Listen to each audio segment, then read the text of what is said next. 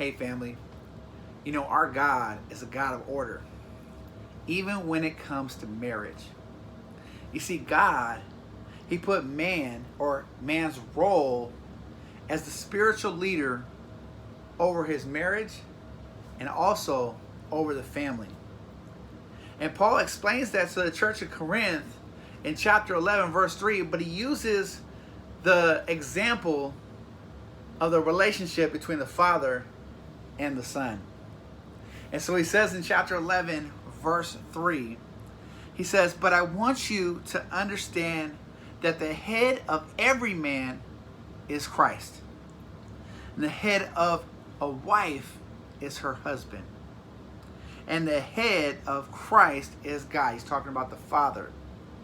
So what he's saying was, even though God the Father and God the Son, Jesus, were equals, they both had different roles, and one submitted to the other.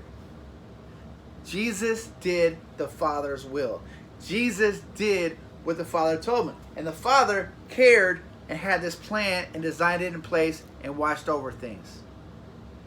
Just like the example of the husband, when we say spiritual leader, that does not mean that he has all authority, like a king's authority, to tell him what to do. Like, you better go into that kitchen and make me a sandwich right now because I said so. No, that is exactly what it does not mean.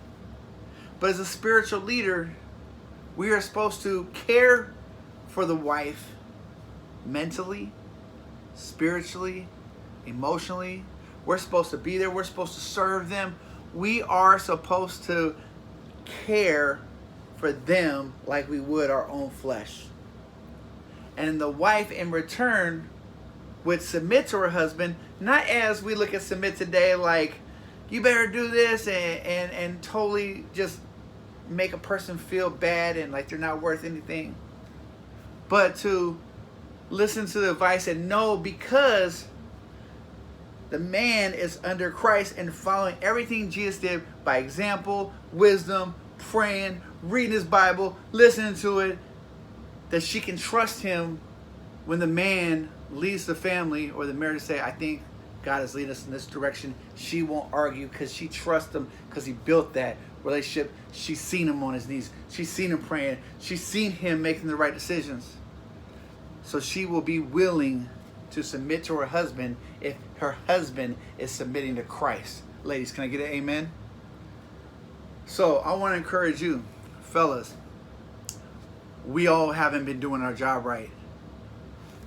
Read this Bible. Do what it says. Submit your life to Christ, and your wife will want to submit to you. Ladies, look, I know we're all independent. I know, but in a marriage, there is no independent. It's two people. The two become one flesh. You're the family dynamic. You're teaching your kids how a proper godly marriage is supposed to be. You're teaching the other people what Christ is like when he's in the center of a marriage. And encourage your husband. Pray for your husband, because if he's your spiritual leader, you need to be praying for him, because the enemy's going to try to attack him, because he's not just leading himself, he's leading you and the family too.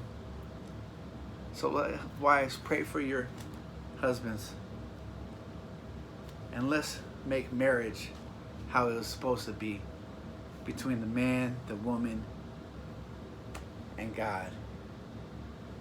All right, family. You guys have a blessed day.